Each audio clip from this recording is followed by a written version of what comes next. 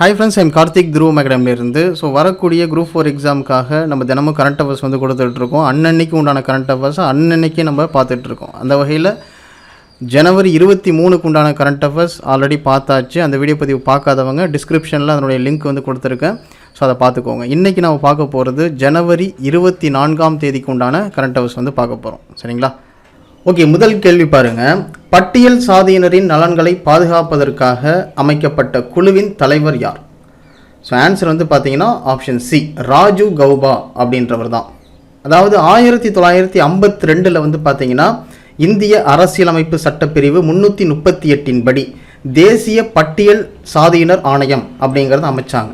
So பட்டியல் சாதியினரோட நலனுக்காக அவங்களுடைய பாதுகாப்புக்காக வந்து பார்த்தீங்கன்னா தேசிய பட்டியல் சாதியினர் ஆணையம் அப்படிங்கிறது அமைச்சாங்க. ஸோ எப்போன்னா 1952 ஓகேங்களா? ஸோ அந்த பட்டியல் சாதியினரின் நலன்களை பாதுகாப்பதற்காக அமைக்கப்பட்ட குழுவோட தலைவராக சமீபத்தில் யார் இருக்காங்க அப்படின்னு சொல்லி பார்த்தீங்கன்னா ராஜு கௌபா அப்படின்றவர். ஓகேங்களா? ஸோ இந்த கொஸ்டினை பொறுத்த வரையும் 3 விஷயங்கள் வந்து முக்கியமானது. ஃபஸ்ட்டு வந்து பார்த்தீங்கன்னா தேசிய பட்டியல் சாதியினர் ஆணையம் எப்போ அமைச்சாங்க அப்படின்னு சொல்லி கேட்டாங்கன்னா 1952. அதே மாதிரி தேசிய பட்டியல் சாதியினர் ஆணையம் எந்த சட்டப்பிரிவின் கீழே வருது அப்படின்னு சொல்லி பார்த்தீங்கன்னா இந்திய அரசியலமைப்பு சட்டப்பிரிவு 338 கீழே. ஓகேங்களா? அதே மாதிரி பட்டியல் சாதியினரின் நலன்களை பாதுகாப்பதற்காக அமைக்கப்பட்ட குழுவோட தலைவர் வந்து யாருன்னு கேட்டாங்கன்னா ராஜு கௌபா அப்படிங்கிறது. ஓகேங்களா? அந்த 3 விஷயத்தையும் பார்த்து வச்சுக்கோங்க. ஓகேங்களா? ஓகே, அடுத்த கேள்வி பாருங்கள். தமிழகத்தில் ஆண் வாக்காளர்களின் எண்ணிக்கை என்ன? சமீபத்தில் வந்து பார்த்தீங்கன்னா வாக்காளர்கள் பட்டியல் வந்து வெளியிட்டாங்க. அதில் ஆண் வாக்காளர்கள் நம்ம தமிழகத்தில் ஆண் வாக்காளர்கள் வந்து எவ்வளோ, பெண் வாக்காளர்கள் வந்து எவ்வளோ, 3ஆம் பாலின வாக்காளர்கள் வந்து எவ்வளோ, வெளிநாட்டு வாழ் வாக்காளர்கள் வந்து எவ்வளோ, மாற்றுத்திறனாளிகள் வாக்காளர்கள் வந்து எவ்வளோ, இது எல்லாமே டீட்டெயிலாக கொடுத்துருக்காங்க. அதுதான் நம்ம 1 by 1 பார்க்க போகிறோம். ஓகேங்களா? தமிழகத்தில் ஆண் வாக்காளர்களோட எண்ணிக்கை வந்து எவ்வளோ அப்படின்னு சொல்லி பார்த்தீங்கன்னா ஆன்சர் வந்து ஆப்ஷன் சி, 3,03,96,330 பேர் வந்து இருக்காங்க. ஓகேங்களா? தமிழகத்தில் ஆண் வாக்காளர்கள். அதே மாதிரி தமிழகத்தில் பெண் வாக்காளர்களோட எண்ணிக்கை வந்து எவ்வளோ அப்படின்னு சொல்லி பார்த்தீங்கன்னா 3,14,85,724 பேர் வந்திருக்காங்க. ஓகேங்களா? அதே மாதிரி தமிழகத்தில் 3ஆம் பாலின வாக்காளர்களோட எண்ணிக்கை வந்து எவ்வளோ அப்படின்னு சொல்லி பார்த்தீங்கன்னா 8,294 பேர் வந்திருக்காங்க. ஓகேங்களா? அதே மாதிரி தமிழ்நாட்டில் வெளிநாட்டு வாழ் வாக்காளர்கள், அதாவது வெளிநாட்டிலேருந்து நம்ம ஊருக்கு வந்து குடியுரிமை வந்து வாங்கியிருப்பாங்க. ஓகேங்களா? அது மாதிரி வெளிநாட்டு வாழ் வாக்காளர்கள் நம்ம தமிழ்நாட்டில் எத்தனை பேர் இருக்காங்கன்னா 3,480 பேர் வந்திருக்காங்க. அதுக்கப்புறம் தமிழ்நாட்டில் மாற்றுத்திறனாளி வாக்காளர்கள் எண்ணிக்கை வந்து எவ்வளோ அப்படின்னு சொல்லி பார்த்தீங்கன்னா 4,32,805 பேர் வந்திருக்காங்க. அதுக்கப்புறம் தமிழகத்தில் அதிக வாக்காளர்கள் உள்ள தொகுதி வந்து எதுன்னு சொல்லி பார்த்தீங்கன்னா சோழிங்கநல்லூர். ஸோ இந்த கொஸ்டின் வந்து நம்ம நேர்த்தி பார்த்தோம். ஓகேங்களா? அதே மாதிரி தமிழகத்தில் குறைந்த வாக்காளர்கள் உள்ள தொகுதி வந்து எதுன்னு சொல்லி பார்த்தீங்கன்னா கீழ்வேலூர். ஓகேங்களா? நாகப்பட்டினம் மாவட்டத்தில் இருக்கக்கூடிய கீழ்வேலூர். ஸோ இந்த பட்டியலை நமக்கு வெளியிட்டவங்க வந்து யாருன்னு சொல்லி பார்த்தீங்கன்னா தலைமை தேர்தல் அதிகாரி சத்யபிரதா சாஹூ அப்படின்றவங்க தான். ஓகேங்களா? இதில் இருக்கக்கூடிய அனைத்து பாயிண்ட்ஸுமே ரொம்ப இம்பார்ட்டன்ட். ஸோ நோட் பண்ணிங்க. ஓகேங்களா? ஓகே, அடுத்த கேள்வி பாருங்கள். எந்த நாடு அணுசக்தி திறன் கொண்ட நீருக்கடியில் தாக்குதல் நடத்தக்கூடிய ட்ரான் ஹாயில் 523 சோதனை செய்துள்ளது அப்படின்னு சொல்லி பார்த்தீங்கன்னா ஆன்சர் வந்து வடகொரியா. அதாவது சமீபத்தில் வடகொரியா வந்து பார்த்தீங்கன்னா அணுசக்தி திறன் கொண்ட நீருக்கடியில் தாக்குதல் நடத்தக்கூடிய ஒரு ட்ரான், அதுக்கு பேர் வந்து ஹாயில் 523 அப்படிங்கிறத சோதனை செஞ்சுருக்காங்க. ஆனால் இதை சோதனை செய்யக்கூடாது அப்படின்னு சொல்லிட்டு அமெரிக்கா, ஜப்பான், தென்கொரியா இந்த நாடுகள்லாம் எதிர்ப்பு தெரிவிச்சிருக்காங்க. அப்படி இருந்துமே வடகொரியாவோட அதிபர் கிம் ஜாங் உன் யார் பேச்சையும் கேட்காம என்ன பண்ணியிருக்காரு, இந்த அணுசக்தி திறன் கொண்ட நீருக்கடியில் தாக்குதல் நடத்தக்கூடிய இந்த ட்ரான் ஹாயில் 523 சோதனை செஞ்சு வெற்றிகரமாக முடிச்சிருக்காரு. ஓகேங்களா? ஸோ நமக்கு தேவையான இன்ஃபர்மேஷன் வந்து பார்த்திங்கன்னா இதுதான். இந்த ஹாயில் 523 அப்படிங்கிறத சோதனை செஞ்ச நாடு வந்து எது அப்படின்னு சொல்லி பார்த்தீங்கன்னா வடகொரியா. அதே மாதிரி வடகொரியாவோட அதிபர் வந்து யார், கிம் ஜாங் உன். சரிங்களா? ஓகே, அடுத்த கொஸ்டின் பாருங்கள். எந்த மாநிலம் ரைத்து பந்து திட்டத்தை செயல்படுத்தியது?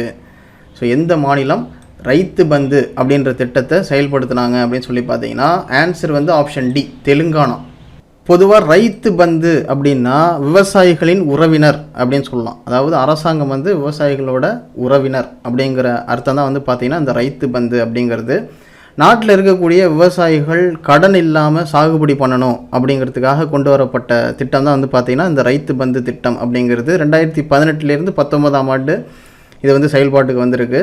அந்த மாநிலத்தில் இருக்கக்கூடிய விவசாயிகளுக்கு, அதே மாதிரி தோட்டக்கலை பயிர்களை சாகுபடி செய்யக்கூடிய விவசாயிகளுக்கு 2 பருவ காலத்திற்கு ஒரு ஏக்கருக்கு 10,000 ரூபாய் வந்து பார்த்திங்கன்னா பணம் கொடுக்குறாங்க. ஓகேங்களா. இதன் மூலியமாக விவசாயிகள் வந்து அந்த கடன் தொல்லையிலேருந்து தப்பிக்கலாம் அப்படிங்கிறதுக்காக கொண்டு வரப்பட்ட ஒரு ஸ்கீம் தான் வந்து பார்த்திங்கன்னா இந்த ரைத்து பந்து திட்டம் அப்படிங்கிறது. ஓகேங்களா. இது வந்து முதல்ல எந்த மாநிலத்தில் கொண்டு வந்தாங்க அப்படின்னு சொல்லி பார்த்தீங்கன்னா தெலுங்கானாவில் தான். ஓகேங்களா. ஸோ எந்த மாநிலம் ரைத்து பந்து திட்டத்தை செயல்படுத்தியது அப்படின்னு சொல்லி பார்த்தீங்கன்னா ஆன்சர் வந்து தெலுங்கானா. சரிங்களா. ஓகே, அடுத்தது பாருங்கள். கலைஞர் நூற்றாண்டு ஏறுதழுவுதல் அரங்கம் எங்கு அமைந்துள்ளது? கலைஞர் நூற்றாண்டு ஏறுதழுவுதல் அரங்கம் எங்கு அமைஞ்சிருக்கு அப்படின்னு சொல்லி பார்த்தீங்கன்னா ஆன்சர் வந்து மதுரையில்.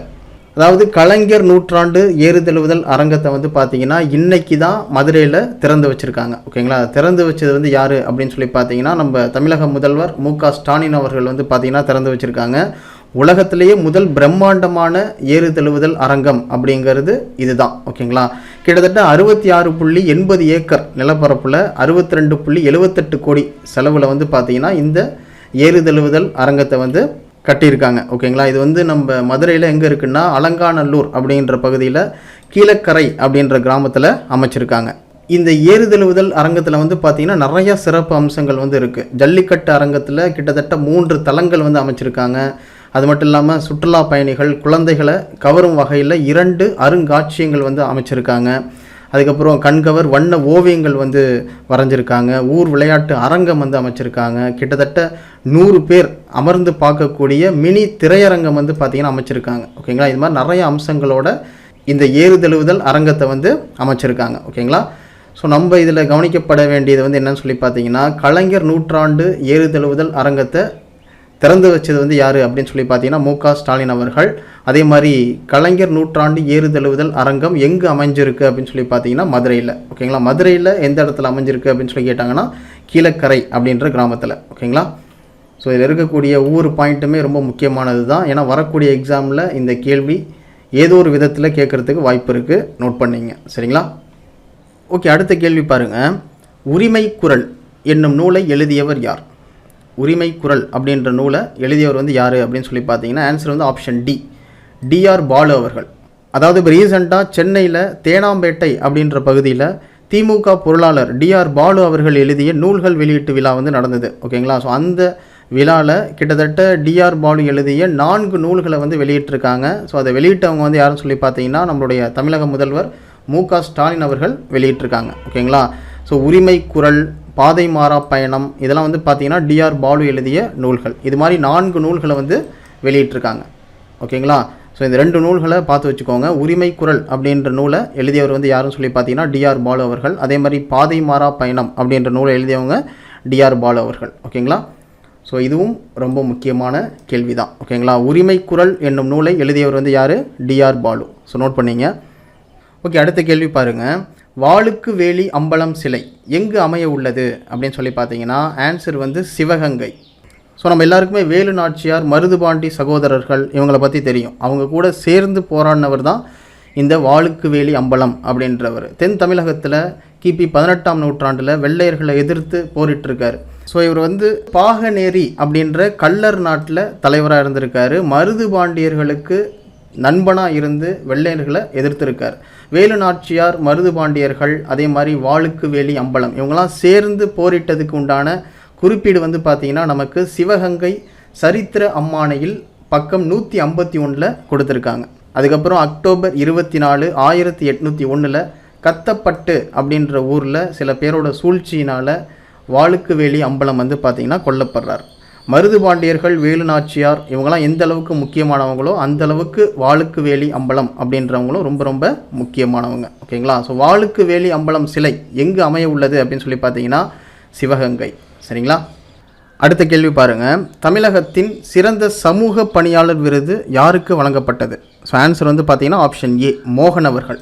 அதாவது ஒவ்வொரு வருஷமும் மாற்றுத்திறனாளிகளுக்கான திறமைகளை ஊக்கப்படுத்துறதுக்கும் அவங்களுடைய தன்னம்பிக்கையை வளர்க்குறதுக்கும் ஒவ்வொரு ஆண்டும் மாற்றுத்திறனாளிகளுக்கு சிறப்பாக சேவை செய்யக்கூடிய ஒரு நபருக்கும் சிறப்பாக சேவை செய்யக்கூடிய ஒரு நிறுவனத்துக்கும் இந்த சிறந்த சமூக பணியாளர் விருது வந்து வழங்குறாங்க. அந்த வகையில் 2023ஆம் ஆண்டுக்கான மாற்றுத்திறனாளிகளுக்காக சிறப்பாக சேவை புரிந்த நபராக வந்து பார்த்திங்கன்னா ஏ மோகன் அப்படின்றவங்கள தேர்ந்தெடுத்திருக்காங்க. ஓகேங்களா. அதே மாதிரி சிறந்த நிறுவனமாக வந்து பார்த்திங்கன்னா தூத்துக்குடி மாவட்டத்தில் கோவில்பட்டி அப்படின்ற இடத்துல ஆக்டிவ் மைண்ட்ஸ் அப்படின்ற தொண்டு நிறுவனத்துக்கு கொடுத்துருக்காங்க. ஓகேங்களா. ஸோ இந்த விருதை வழங்கியவங்க வந்து யாருன்னு சொல்லி பார்த்தீங்கன்னா நம்முடைய தமிழக முதல்வர் மு.க. ஸ்டாலின் அவர்கள். ஓகேங்களா.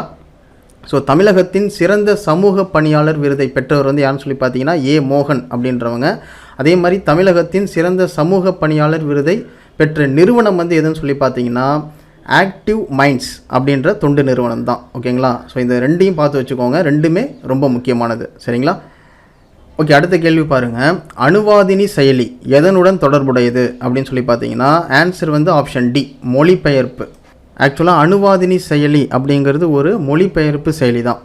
உதாரணத்துக்கு சொல்லப்போனால் இப்போ நம்ம ஊரில் இருக்கக்கூடிய பொறியியல் புத்தகம், மருத்துவ புத்தகம் இதெல்லாம் நம்ம பார்த்து படிக்கிறதுக்கு எளிதாக இருக்கும். ஏன்னா நம்மளுடைய தாய்மொழியில் படிக்கும் வகையில் அது இருக்கும். ஓகேங்களா. இதுவே வேறு மாநிலத்தில் இருக்கக்கூடிய புத்தகத்தை நம்ம வாங்கி படிக்கும்போது நமக்கு அது புரியாது. ஏன்னா அது வந்து அவங்களுடைய மாநில மொழியாக அது இருக்கும்.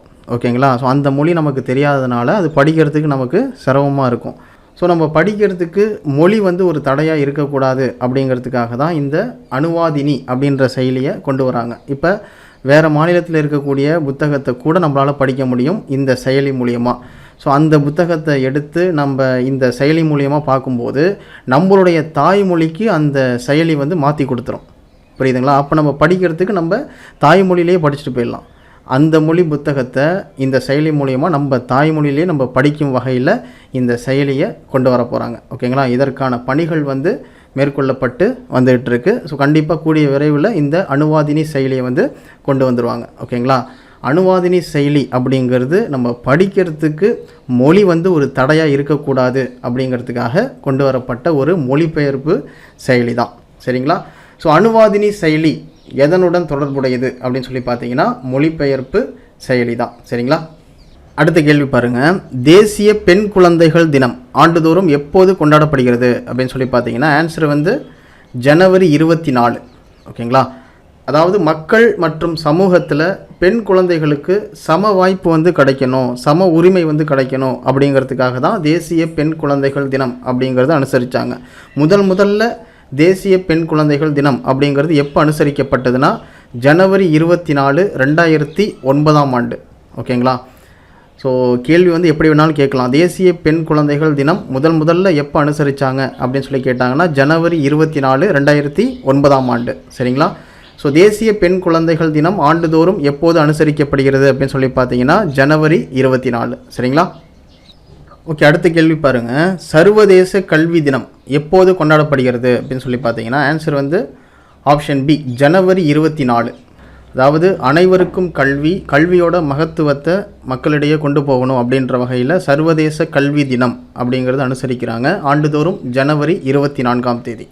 அதே மாதிரி சர்வதேச கல்வி தினம் அப்படிங்கிறது முதல்ல எப்போ அனுசரித்தாங்க அப்படின்னு சொல்லி பார்த்தீங்கன்னா ஜனவரி 24, 2019. ஓகேங்களா. ஸோ இதையும் நோட் பண்ணிங்க. ஸோ சர்வதேச கல்வி தினம் ஆண்டுதோறும் எப்போது அனுசரிக்கப்படுகிறது அப்படின்னு சொல்லி பார்த்தீங்கன்னா ஜனவரி 24ஆம் நாள். சரிங்களா.